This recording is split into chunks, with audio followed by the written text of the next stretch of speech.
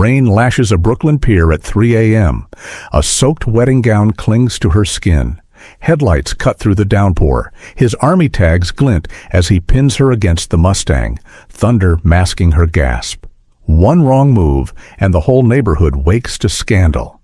Before we dive in, comment where in the world you are watching from, and don't forget to click subscribe. The first time Grayson Duke saw her, she was standing in his driveway wearing sunlight like it had been sewn just for her. Golden hair catching the late May breeze, long legs poured into faded denim, and a shy little smile that hit him somewhere low and dangerous. He told himself it was only the heat, 92 degrees, humidity thick as syrup, that made his pulse stumble. Then she lifted one hand to shield her eyes, and the motion tugged her cotton tee just high enough to reveal a strip of honeyed skin. The stumble turned into a full-on stagger. "Mr. Duke?" Her voice was soft smoke, the kind that drifted through cracked windows and curled around a man's better judgment. He wiped the motor oil from his palms, closed the hood of the restored Mustang, and walked toward her with the deliberate calm he'd learned in the Army and perfected on midnight construction sites. "Call me Grayson." Up close, she smelled like coconut sunscreen and something sweeter.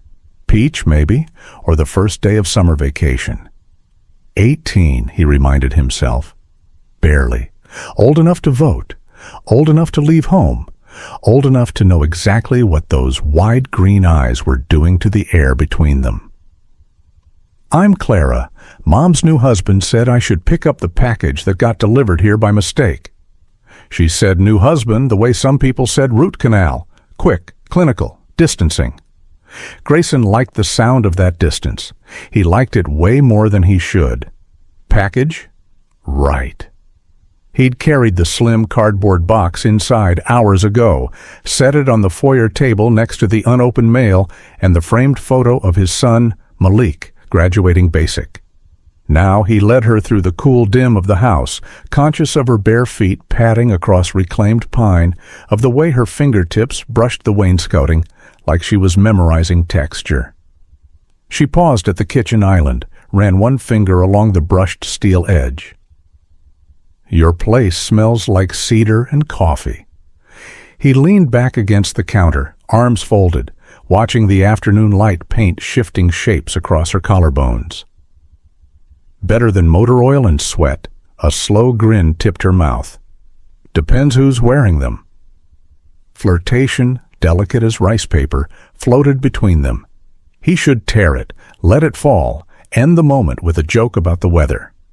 Instead, he slid the box toward her, letting his knuckles graze hers, an accident that didn't feel like one. Her breath caught. He felt the tiny inhale in his own ribs. "Heavy," she murmured, hefting it. "Books?" "Art supplies. I start Pratt in September." Pride flickered across her face, bright and fierce. He pictured her in a sun-drenched studio, brush between teeth, canvas smeared with cobalt and vermilion, and the image settled hot behind his sternum. "Congratulations." "Thanks, I'm nervous." "Don't be. You'll own that campus." The certainty in his voice surprised them both. She hugged the package, hugged the compliment, eyes shining. Outside again, she paused beside the Mustang. "She's gorgeous. 67? 68. Took me 2 years to find the right 390 block." Clara traced a fingertip over the fender badge. Slow, reverent. "Bet she purrs." The words slid under his skin like warm bourbon. He cleared his throat. "You know engines?" "I know beautiful things that make noise." She flashed a smile, half innocence, half invitation, then walked backward down the drive, hair whipping like a banner. He watched until she disappeared around the hedge, heart hammering against the cage of caution he'd built the day Malik's mother left. Night dropped fast, sticky and star-drunk. Grayson grilled steak, ate standing at the sink, washed it down with ice water that did nothing to cool the memory of peach skin and green eyes. Around 10, thunder rolled in from the west. By 11, the power blinked out, leaving the house in humid darkness. He lit candles, opened windows, told himself the storm would break the heat and take foolish thoughts with it. Then the knock came, soft, uncertain, front door. He moved through candle-flicker shadows, barefoot in drawstring sweats, and pulled the door wide. Clara stood on the porch, hair damp, cotton nightgown plastered to her by rain. No package this time, just her, trembling, lip caught between teeth. "Power's out at the cottage," she whispered. "Mom and Ted went to the city. I didn't want to be alone." Lightning stitched silver across the sky, illuminating the curve of hip, the jut of nipples against soaked fabric, the desperate courage in her eyes. Every instinct roared, "Send her home." Instead, he stepped aside. "Come in before you drown." She crossed the threshold, bringing the scent of summer rain and something hungrier. Candles threw gold across her collarbones, the hollow at the base of her throat, the shadow between breasts he had no business noticing. He handed her a towel, watched her blot strands of gold, and felt the room tilt. "Coffee?" Rough syllable, she shook her head. "Just somewhere dry to sit." He led her to the living room sectional, lit another candle, distance deliberate. She curled into the corner, knees drawn up, nightgown slipping to reveal smooth thigh. The silence pulsed. "Storm scared you?" he asked. "Storms don't scare me," she answered, voice low. "Being lonely does." The confession hung, shimmering. He swallowed. "You're not alone now." Her gaze locked on his, wide, luminous. "Grayson?" His name in her mouth was velvet and match flame. She unfolded herself, crossed the cushion between them, and placed her palm against his bare chest, right over the drum of blood that had forgotten rhythm. "I'm not a kid," she breathed. "I know what I want." He covered her hand with his, meaning to lift it away, but the contact seared, and his fingers threaded hers instead. "Tell me what you want," he said, voice gravel. She leaned in, lips brushing the corner of his mouth. Featherlight, promise heavy. 10 inches, she whispered. "Of your time, tonight. Just stay here with me till the storm passes." The double meaning sizzled along his nerves. He cupped her jaw, thumb stroking rain-cooled skin. "Clock's running, little painter," he murmured. "Better use those inches wisely." She smiled, slow, wicked, heartbreakingly young, and settled against his side, head on his shoulder, fingers drawing idle circles across his ribs. Outside, thunder cracked, rain lashed windows, power stayed stubbornly dark. Inside, candlelight licked shadows over entwined silhouettes, and the storm inside Grayson Duke began to roar louder than the one in the sky. He didn't kiss her. Not yet. But when her breath warmed his neck and her thigh slid over his, he knew the levee was cracking. 10 inches of time, 10 miles of temptation, and he was already drowning, one deliberate inch at a time. The candle had burned to a trembling stub when the power finally blinked back, flooding the room with sudden sterile light. Grayson felt Clara flinch against him, the spell of darkness thinning like smoke. He should have moved, stood, created space, re-established the lines a 38-year-old man does not cross. Instead, his palm slid down the damp rope of her braid, thumb brushing the soft skin behind her ear, and he heard the small catch in her breath that told him the levee inside her was cracking too. "Electricity's back," he murmured, voice rough-edged. She didn't lift her head from the hollow of his shoulder. "I liked it better gone." A laugh rumbled through his chest. She felt it and smiled against his throat. He told himself that was enough. Shared warmth, shared laughter, nothing more. Then her fingertips traced the waistband of his sweats, featherlight, testing, and the laugh died into something hungrier. He caught her wrist, not shoving away, simply holding. "Clara." Her name a warning, a plea. She tilted her face up, green eyes darkened to storm sea. "I said 10 inches, she whispered.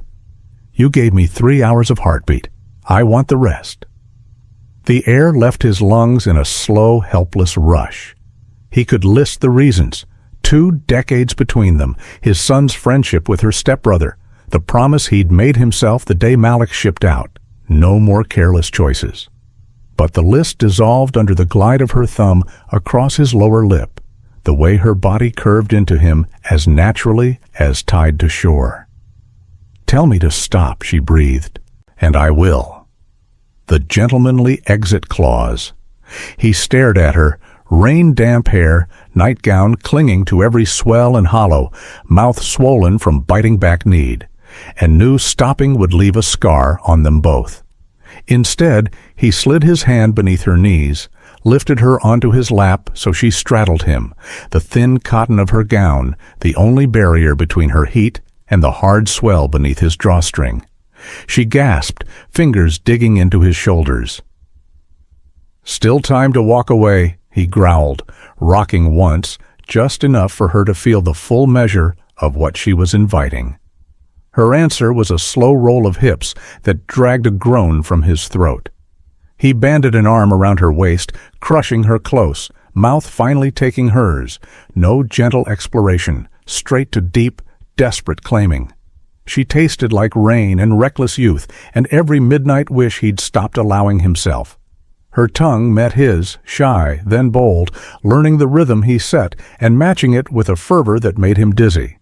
Hands stroked, mapped, memorized, her palms down the rigid plane of his chest, his sliding up the sleek curve of thigh to the lace edge of panties. He traced one finger beneath the elastic, teasing damp silk, and she shuddered, breaking the kiss on a ragged inhale. "Grayson!"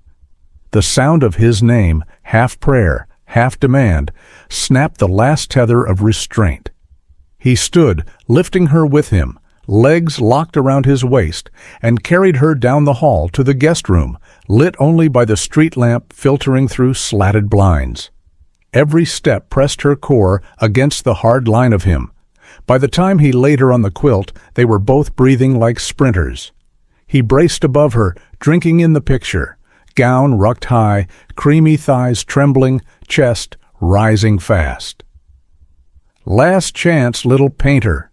She answered by reaching down, tugging the nightgown over her head and dropping it to the floor. Moonlight painted her in silver, high breasts, narrow waist, hips flaring sweetly, the soft blonde triangle at their apex glistening with want. His throat closed.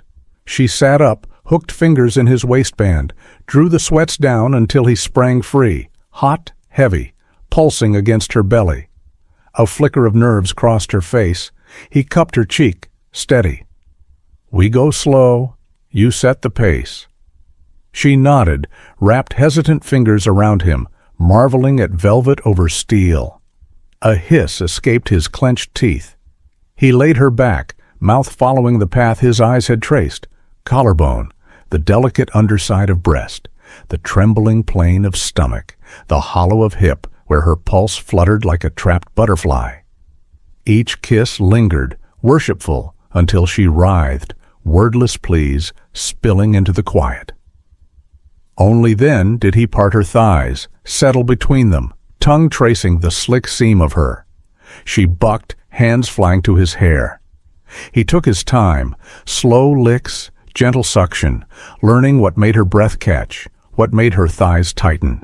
When he slid one finger into the scorching tightness, she clamped around him, crying out softly. A second finger joined the first, curling, stroking, while his tongue circled the swollen bud above. Her hips lifted, chasing the pleasure he coaxed higher, higher, until she fractured, inner muscles rippling, his name a broken sob on her lips. He kissed his way back up her body, letting her taste herself on his tongue, feeling aftershocks ripple through her.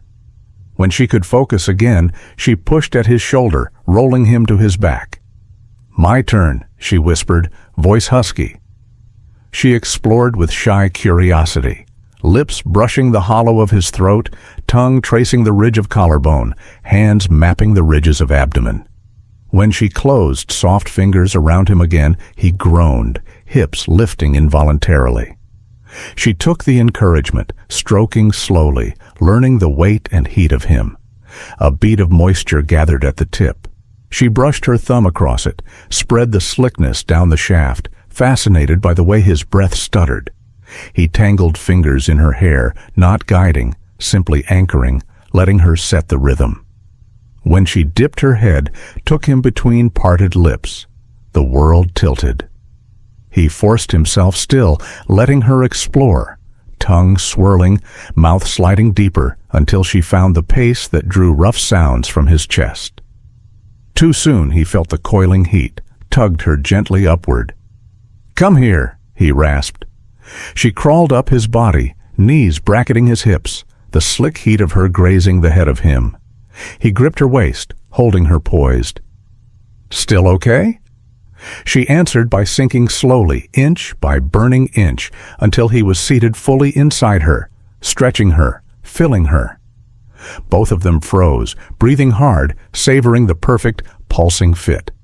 Then she began to move, tentative rolls of hips that quickly grew confident. He met each downward glide with an upward thrust, slow, deliberate, savoring the drag and clutch of her body around him. Sweat bloomed between them, candlelight flickered across damp skin. Her head fell back, hair cascading over his hands, breasts bouncing with each rocking motion.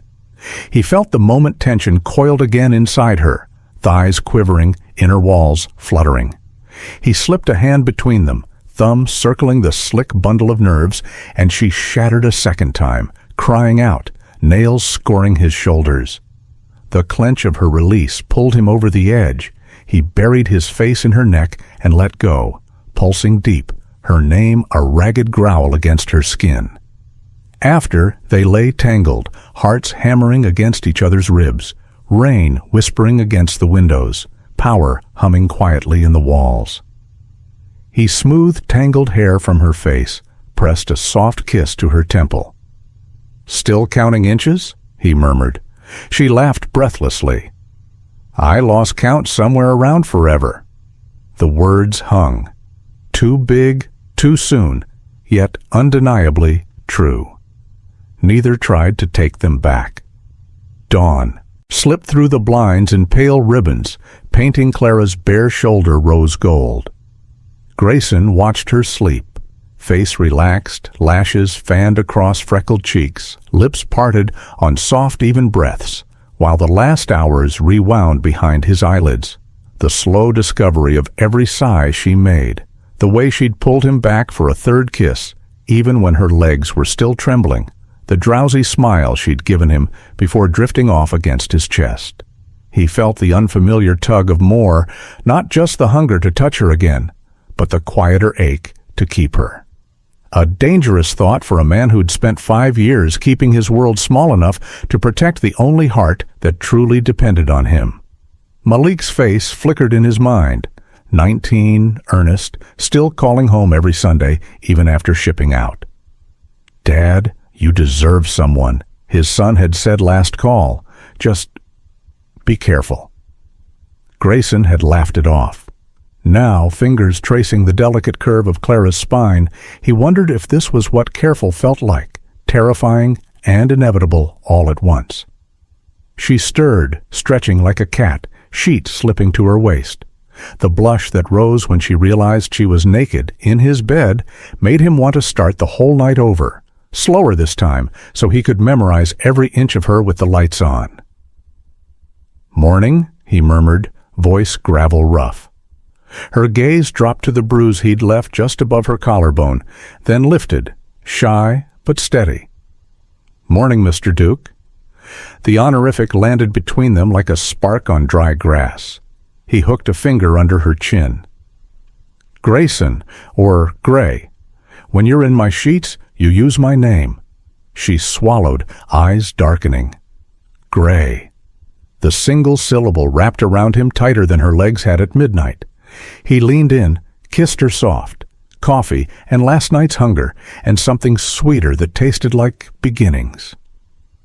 She sighed into it, fingers threading the hair at his nape, breasts pressing his chest until every nerve ending flared awake. When he pulled back, her pupils were blown, breath shallow. "We should talk," he said against her mouth. "Talking's overrated." She rolled half on top of him, thighs sliding between his, and he lost the next 5 minutes to the slow grind of her hips, the wet heat coating his growing hardness. Only the distant clang of the mailbox reminded him the world existed beyond this room. He banded an arm around her waist, stilling her. "Clara, sun's up. Your mom's probably home." Reality crashed in. Ted's rental cottage half a mile down the lane, the fact he'd spent the night buried in his future stepson's whatever. She was. Not daughter, not by blood or paper, but close enough to feel like a line crossed. She must have read the conflict in his eyes. "I'm 18, she whispered. "Legal, consenting, and leaving for college in 10 weeks. No one's breaking rules. Feels like we're bending some mighty big ones." She traced the podgy worry line between his brows. "Then let's bend them together. I don't want yesterday to be a one-time thing, Gray." The way she said his name, soft, certain, unraveled the last of his resistance. He kissed her again, deeper, rolling so she lay beneath him, thighs cradling his hips. When he rocked slowly into her, they both groaned. She was tender, swollen, but her legs wrapped him like silk rope. "Slow," he breathed. "Slow," she agreed, eyes fluttering shut as he moved, long gliding strokes that built pleasure like sunrise. Steady, unstoppable. When she came, it was quiet, trembling, his name a prayer on her lips. He followed, burying his face in her neck, pulse hammering against her skin. After, they lay tangled, hearts drumming syncopated rhythms. He brushed damp hair from her temple. 10 weeks, he repeated. 10 weeks, she confirmed. Let's make them count. He should have said no. He said, "Breakfast first, then we plan." The kitchen smelled like cinnamon and coffee, and the kind of domesticity he'd avoided since Sarah died. Clara wore one of his white shirts, sleeves rolled, tail skimming mid-thigh, while she whisked batter barefoot. Every time she reached for a higher cupboard, the shirt rode higher, revealing the curve where thigh met hip, and he had to remind himself, pancakes, not her against the pantry door. She caught him looking, smiled like she knew exactly how close he was to snapping. "Pancakes burn when you distract the cook." Then stop being distracting.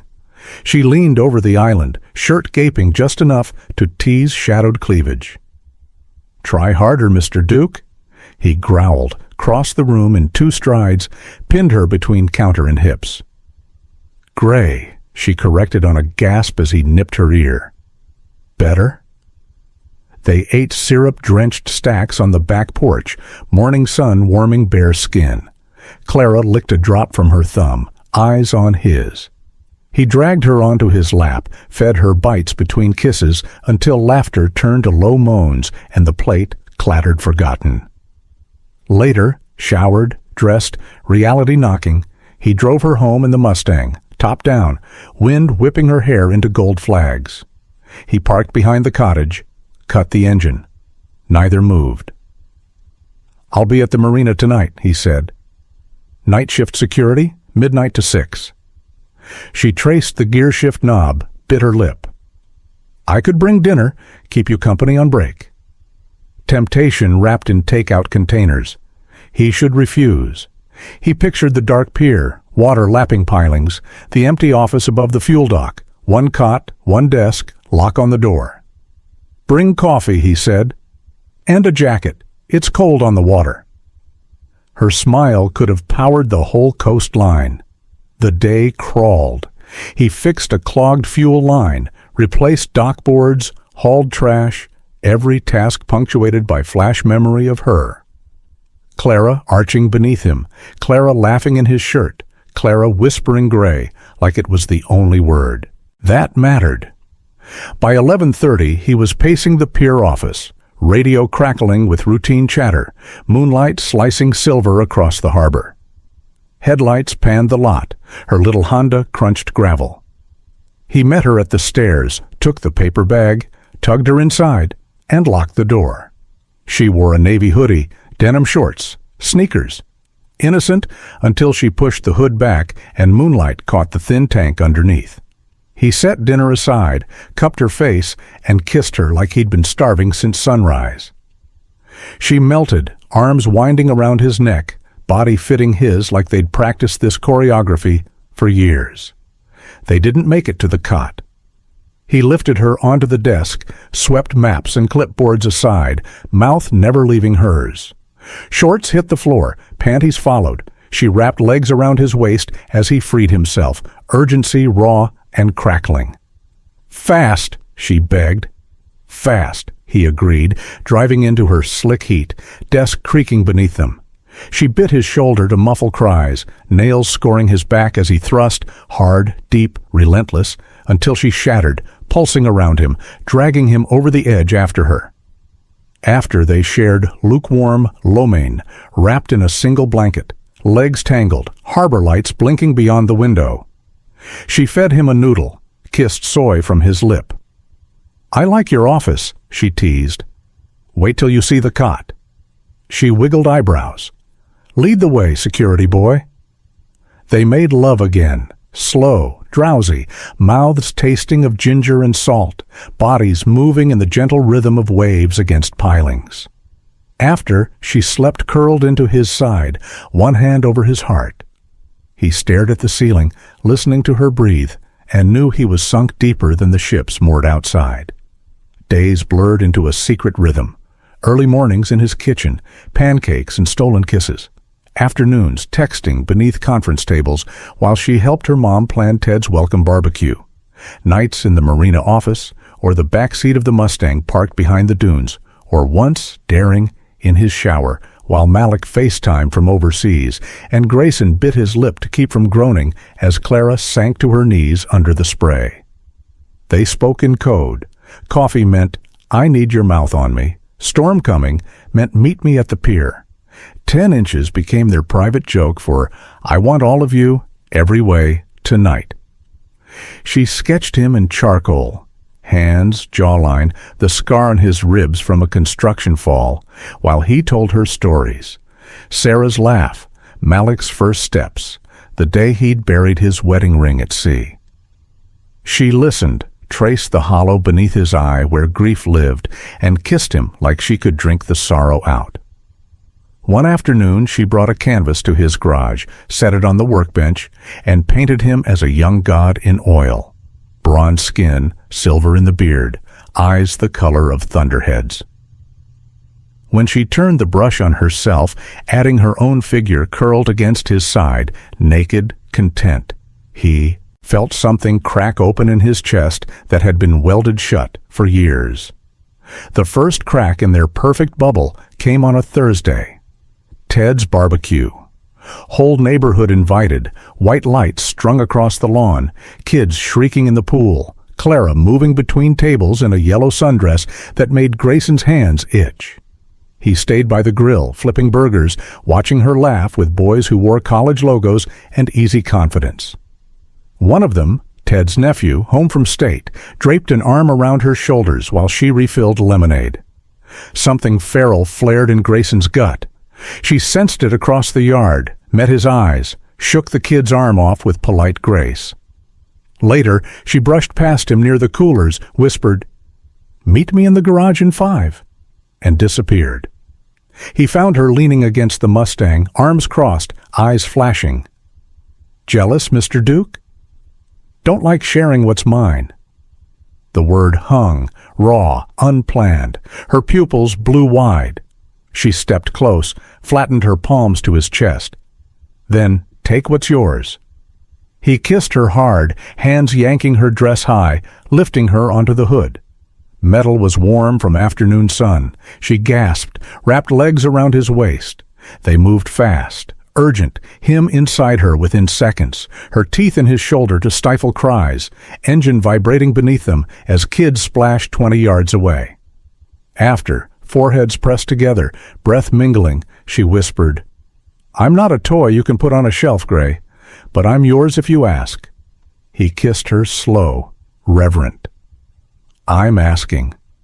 The second crack came a week later, Malik's call. "Dad, got leave next month. 4 days home. Can't wait to see you. Heard the neighborhood's changed. Someone said there's a new girl staying at Ted's. Artist, blonde, hot. You met her?" Grayson's throat closed. "Yeah," he managed. "I've met her." "Introduce me?" He stared at Clara's reflection in the window, barefoot in his kitchen, wearing nothing but his dog tags and a smear of strawberry jam she was licking off her thumb. "Sure," he said, voice hollow. "We'll figure it out." After he hung up, she patted over, traced the tension in his jaw. "Trouble?" "My son's coming home." Understanding dawned. Beautiful, terrible. She kissed the corner of his mouth. "Then we better make every night till then count." They did. Night swims in the moonlit cove, her legs around his waist in the buoyant dark. The Mustang's back seat became a cathedral, windows fogged, radio low, her riding him slow while lightning stitched the sky. He taught her how to drive stick shift on abandoned roads, hand sliding up her thigh every time she found the gear. She painted stars on his ribcage with watercolor, kissed each one dry. 10 weeks had shrunk to 6. College loomed like a cliff. They didn't talk about it. Talking made it real. Instead, they spoke in touches, her mouth at his throat while he leaned over the engine, his fingers tracing the tan line beneath her bikini strings. The way they held eye contact an extra second when anyone else was near. A silent language only they spoke. The final crack came on a humid August night. Clara met him at the marina carrying a small duffel. Inside, a blanket, 2 condoms, and the painting she'd finished.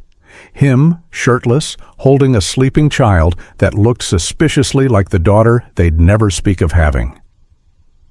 They took the company skiff across the harbor to a tiny barrier island no one visited after sunset.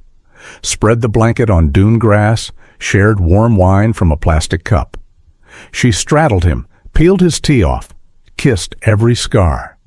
When she lay back, drawing him down, moonlight painted her gold and silver, goddess of tide and temptation.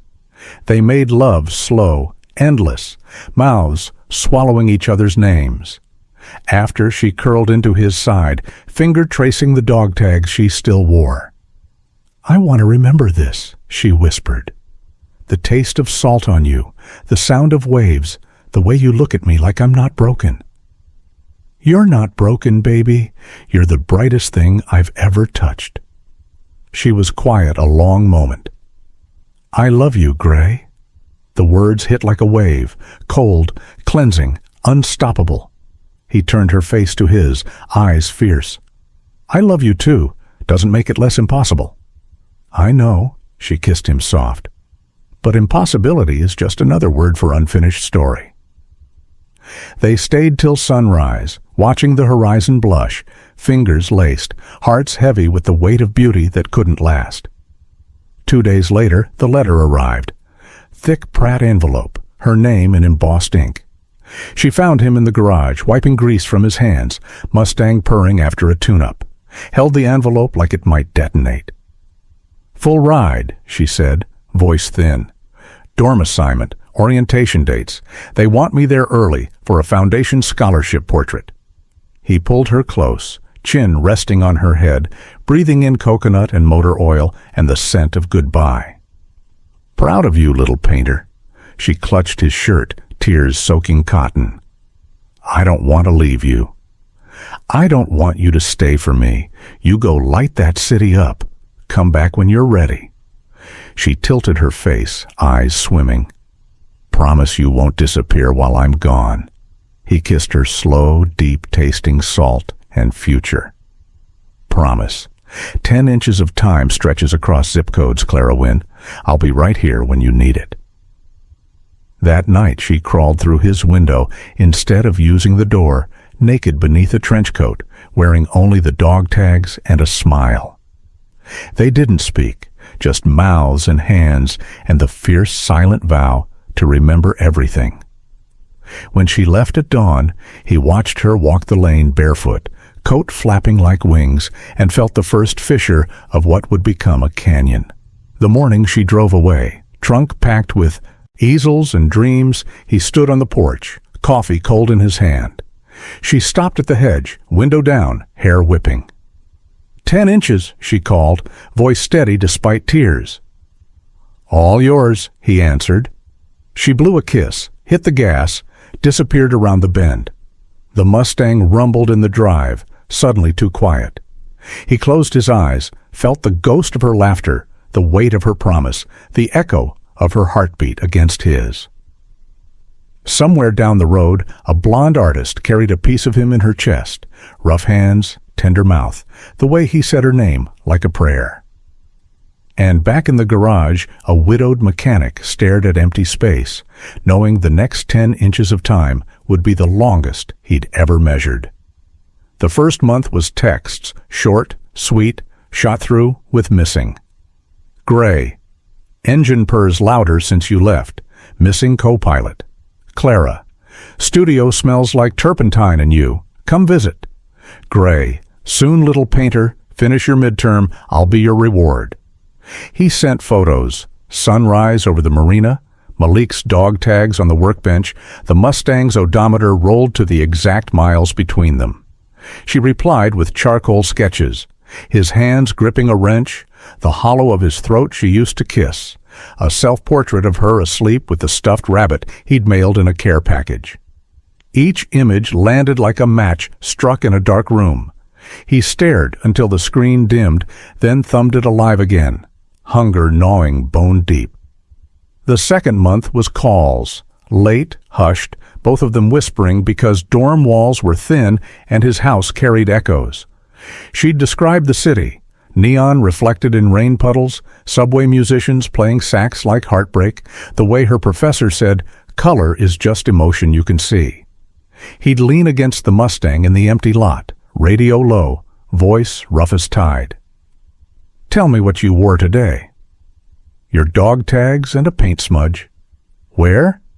Inner thigh. Had to work extra careful not to smear it. The groan that rumbled out of him made her laugh, soft, wicked. Miss me? She teased. Missing's too small a word, baby. I'm haunted.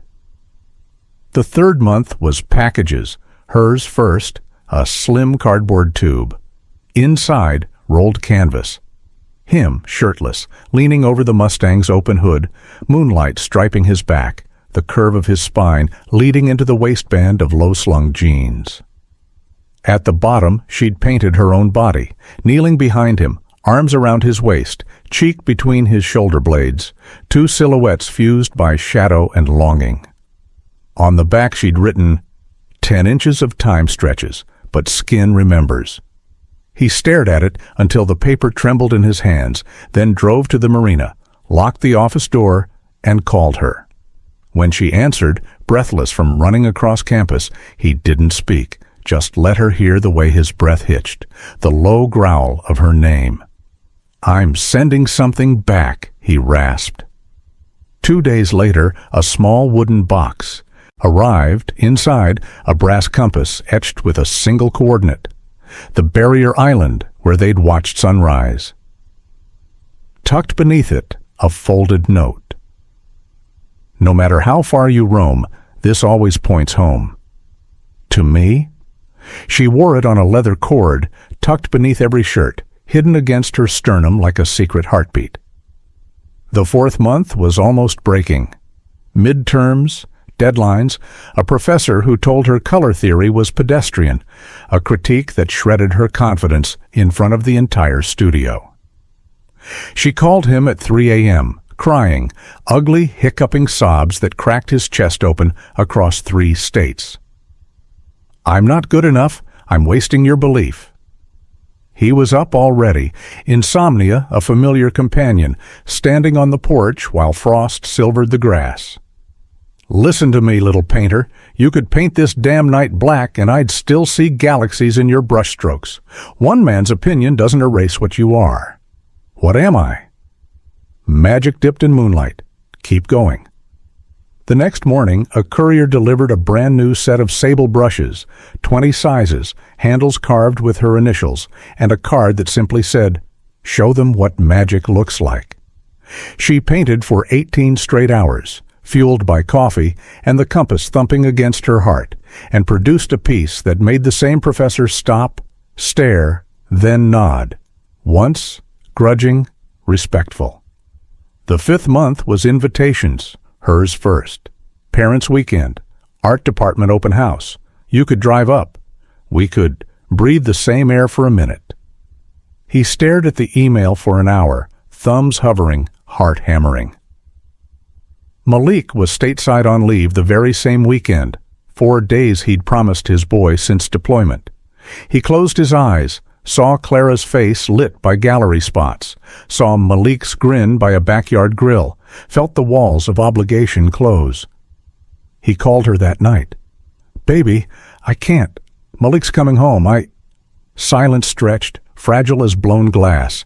Then her soft exhale. Of course, family first, always. The always cracked like a whip. "I'll make it up to you." "You don't owe me, Gray. Just miss me extra hard, okay?"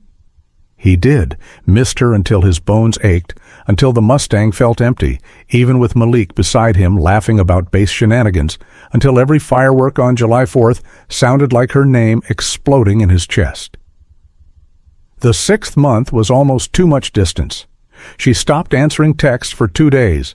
Deadlines, group projects, a campus-wide flu that flattened her dorm. He sent soup via delivery, tissues, a handwritten note. "Drink this, sleep, dream of me. I'll be waiting when you surface." She called at 4 a.m., fever broken, voice hoarse. "I thought if I stayed quiet the missing would stop. It got louder." "I'm right here, little painter." She hesitated. "I need to feel you, all of you, not just words." His heart lurched against his ribs. "Tell me when. I'll drive. All night." "End of term, 2 more weeks. There's a senior show. My piece is in it. Come, stay the weekend. We'll finish what we started." The promise hung between them, electric. He marked the calendar in red, counted days like a man counting bullets in a war he never wanted to end. The night before departure, he detailed the Mustang, washed and waxed until chrome winked like starlight. Laid a single white rose on the passenger seat, her favorite, she'd told him once, because it reminded her of sunrise over the bay.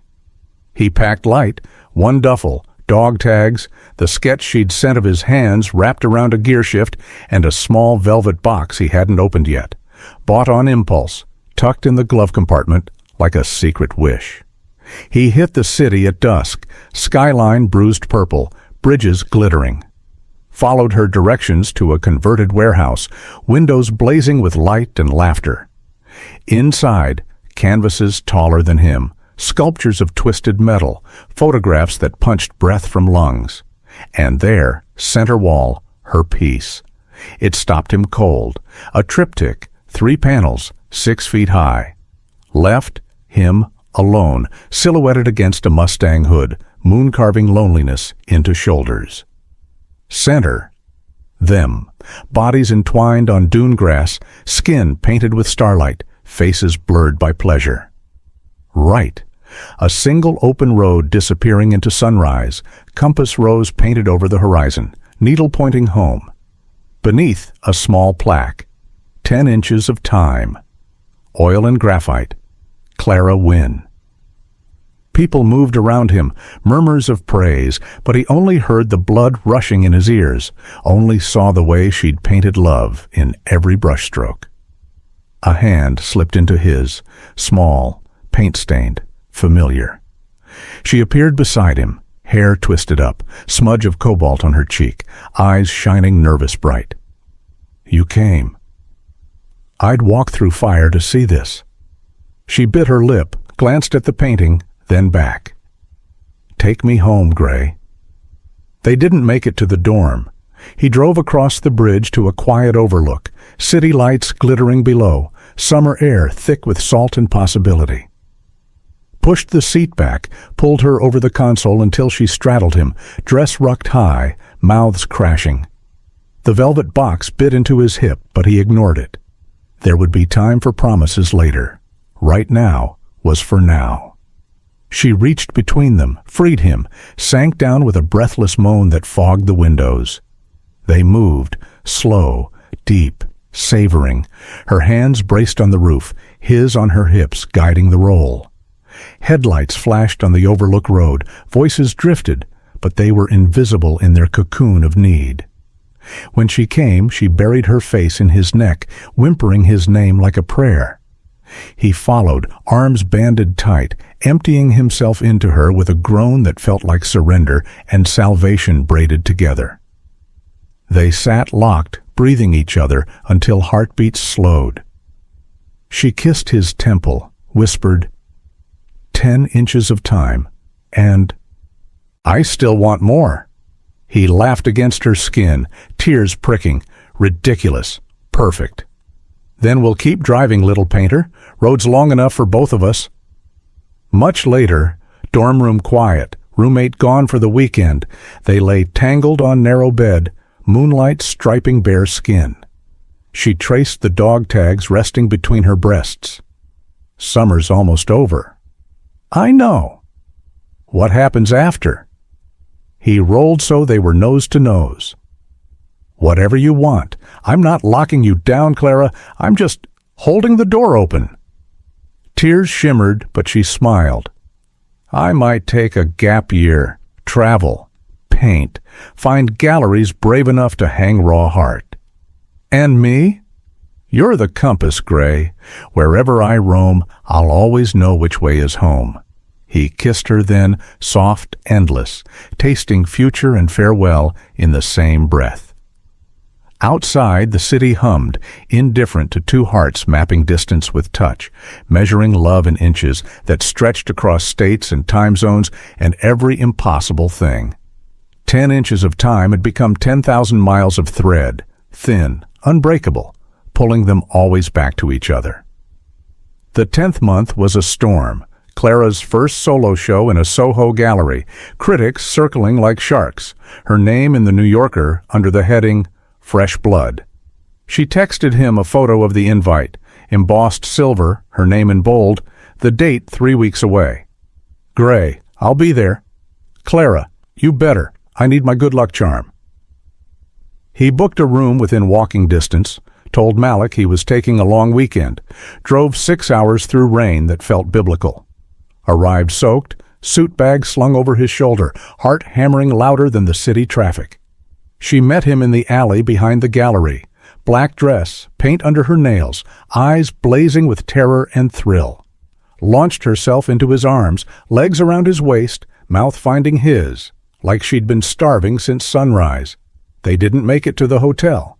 He pressed her against the brick wall, rain slicking skin, her dress rucked high, his fingers inside her before she finished whispering, "Missed you." She came biting his shoulder to muffle the cry, then dropped to her knees in the shadows, freed him, took him deep until his own release slammed through, and he had to brace a hand above her head to stay upright. After, breathless, disheveled, she laughed, wiped rain from his cheek. "Welcome to New York!" The gallery was packed, champagne flowing, conversations pitched just below a roar. He stood in the back, suit jacket damp, watching strangers discover the woman he knew by heart. The triptych had grown, 5 panels now, the final one a new painting. The Mustang parked at sunrise, driver's door open, compass on the seat pointing toward a blonde figure on the horizon, walking home. Beneath, a small gold plaque. 10 inches become forever.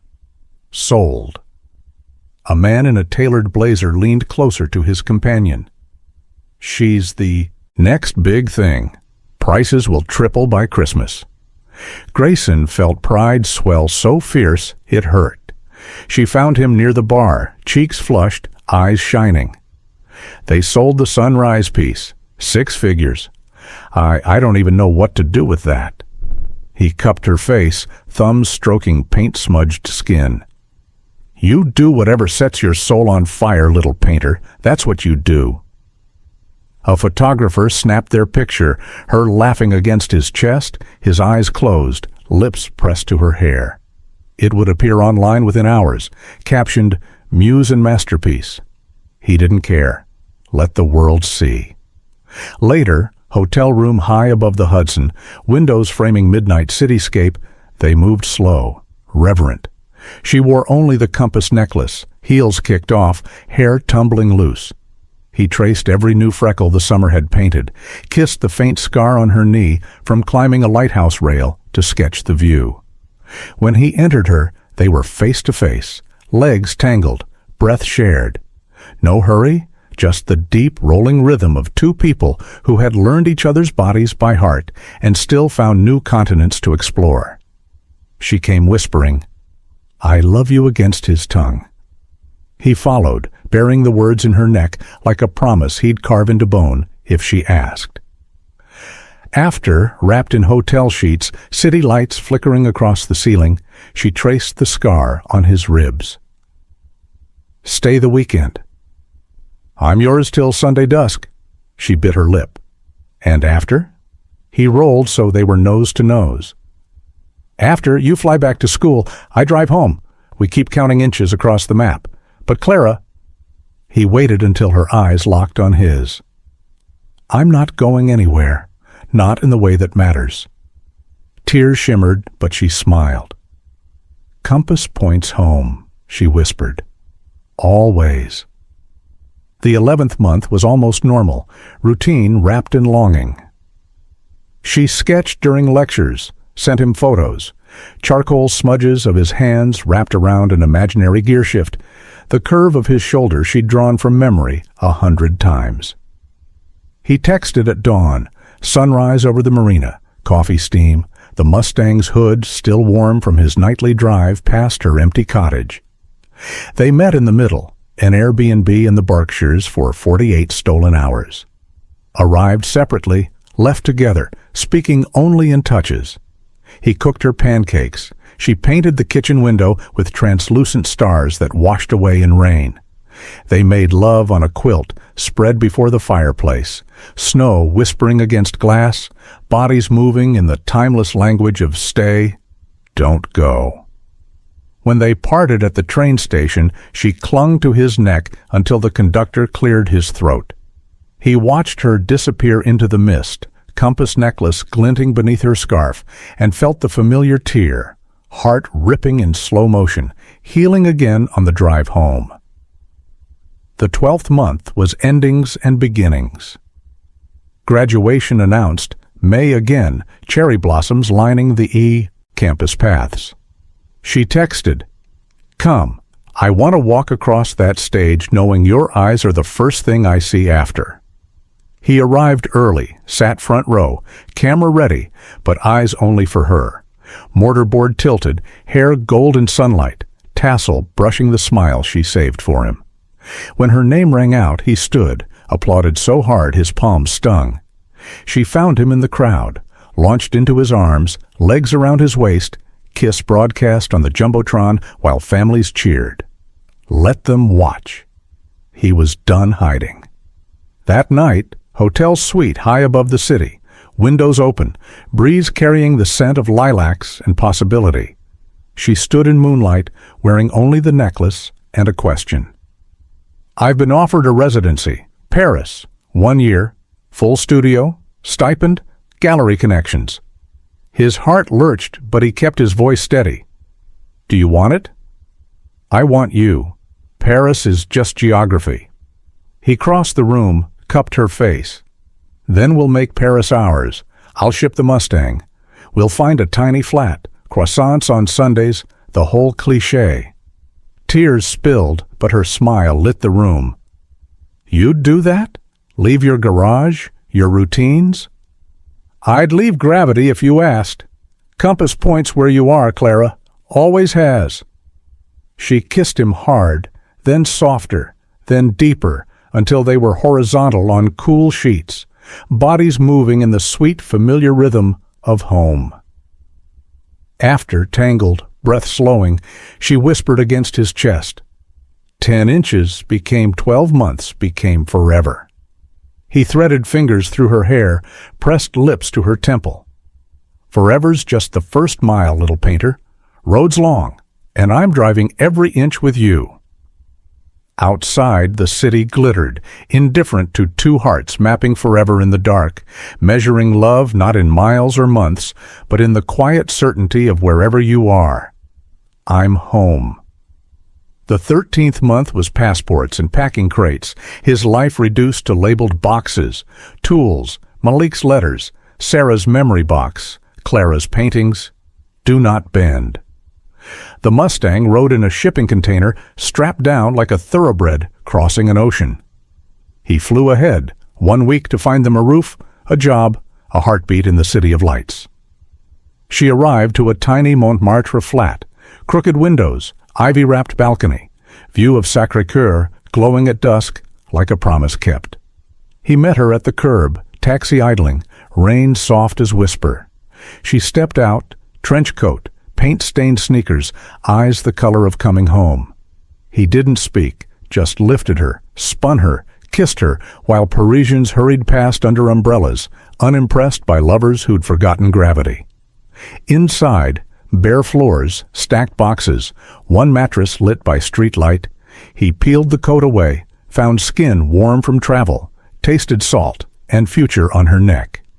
They made love slow, standing, her back against the door, legs wrapped while rain drummed slate roofs and church bells counted heartbeats. After, wrapped in a single sheet, they ate baguette and butter by candle, because he hadn't found the box with pans. She painted the window pane with translucent stars that caught headlight and scattered constellations across his chest while he slept. The 14th month was building a life in foreign syllables, boulangerie, métro, je t'aime, spoken with his southern drawl that made vendors smile. He found work restoring vintage motors for a shop tucked under ancient stone, chrome, and pistons, a universal language. She found studio space, sun-washed loft overlooking rooftops, canvases stretching like wings. Mornings, she brewed coffee strong enough to stain porcelain, wore only his shirt and the compass necklace, painted while he traced the curve of her hip with grease-smudged fingers, leaving smears of midnight on cotton. Evenings, he met her beneath the awning, carried her easel, walked her home along cobblestones that remembered lovers for centuries. They learned each other again in new light, how she liked her croissant torn not cut, how he hummed Stand By Me while tightening bolts, how both of them still paused at unexpected beauty. A child's laugh, an old couple holding hands, the way sunset turned the Seine liquid copper. The 15th month was the first crack of doubt, her residency review, critics circling, a gallery owner who whispered derivative just loud enough to wound. She came home quiet, eyes red, shoulders curled inward like a canvas left in rain. He found her on the balcony, staring at the city she'd dreamed of, now blurred by tears. "I'm a tourist in my own art," she whispered. He knelt, took paint-stained hands, kissed each knuckle. "Then paint what scares you. Paint us, raw and real. Let them see the truth and choke on it." That night he posed, shirt off, jeans low, back against the brick wall, dog tags catching lamplight. She painted him as anchor, solid, scarred, eyes soft only for her, then painted herself climbing from his chest, barefoot, wings the color of sunrise. She titled it, Forever Starts as 10 Inches, and hung it in the studio window where passers-by stopped, stared, felt something tug behind their ribs. The gallery owner returned, offered a solo show. She accepted, on one condition: the centerpiece would be the anchor piece, and it would never be for sale.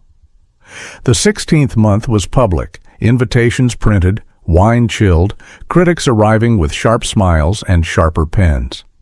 He wore the only suit he owned, charcoal, tailored in a tiny shop off Boulevard Saint-Germain, sleeves shortened to show calloused wrists.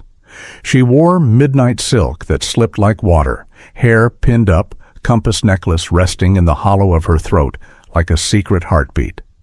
They walked the gallery hand in hand, canvases alive with their story. The Mustang under storm skies, the marina office lit by flashlight, the barrier island where dawn tasted like salt and forever. Critics murmured, intimate, courageous, uncomfortably honest, but heads nodded, wallets opened, and still she refused every offer on the anchor piece. One journalist cornered them near the champagne. Your relationship is the spine of this work. Will it survive when the novelty fades? Clara's fingers tightened in his. Grayson met the man's gaze, steady as steel. Novelty fades. Love like this doesn't. We're not a phase. We're a foundation. The quote ran in 3 languages the next morning beneath a photo of them kissing beneath her largest canvas. 2 silhouettes fused by paint and promise. The 17th month was circles, rings, questions, futures. He bought it on a rainy Tuesday, platinum band, brushed finish, inside engraved with coordinates, the barrier island, the Mustang's odometer, the night she first whispered 10 inches, the date she said, I love you in a language only they spoke. He carried it for weeks, tucked in the glove compartment, then the pocket of his work coat, then the hollow beneath her pillow while she slept, waiting for the moment that felt like sunrise. It came on an ordinary evening, groceries in paper bags, her humming off-key, him drying plates. She turned, hair wild from wind, paint on her cheek, and said, I want to grow old watching you fix things that aren't broken just so you can make them better. He dropped the towel, went to one knee on the cracked tile, ring trembling in fingers that had rebuilt engines steadier than this. Clara Wynne, I've got no fortune but these hands, no kingdom but this heart you've painted your name across. Marry me. Let the road keep winding, but let it wind with you beside me. Tears streaked paint down her cheeks, but her smile lit the room like noon. Yes? 1,000 times. Yes? The 18th month was forever. Paperwork, promises, a small ceremony on the barrier island at sunrise. Malik stood best man, dog tags polished. Her mother, softened by time, placed a hand on his cheek and whispered, Thank you for seeing her. They spoke vows they wrote, about 10 inches becoming miles, about paint and pistons, about choosing each other every dawn. When they kissed, the sun broke the horizon like applause. After, they drove the Mustang along the coast, top down, her hand linked with his, ring catching light like a beacon. They pulled over where the road met sea, stepped onto sand still cool from night. She pressed a canvas into his hands, new, small, wrapped in brown paper. Inside, a single brushstroke, gold, stretching edge to edge. Beneath, her handwriting, forever is just the first mile. Let's keep driving. He pulled her close, kissed her slow, waves lapping their feet. Home is wherever you are, little painter. Then let's never stop moving. They drove until the tank ran dry, then kept going. On foot, on faith, on the endless map of us. And somewhere between sunrise and forever, 10 inches of time became the distance from his heart to hers, measurable only in the language of always.